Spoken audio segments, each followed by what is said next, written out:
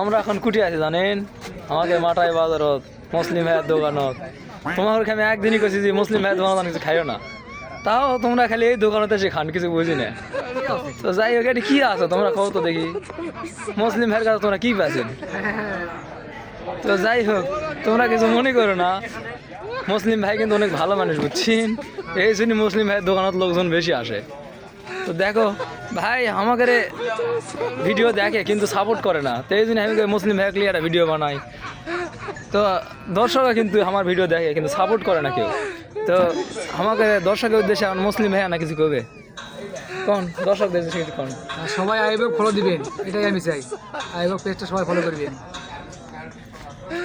তো লাও আমাকে ভাইও গেলে আমাকে সাপোর্ট করে, খুব ভালো ভাই। তো তোমাকে যদি কিছু লাগে তো আমাকে মুসলিম ভাইয়ের দোকানে আসবেন, এটি আসে জিনিস কিনবিন, টাকাও দিবিন, আমার নাম কে চলে যাবেন, ঠিক আছে?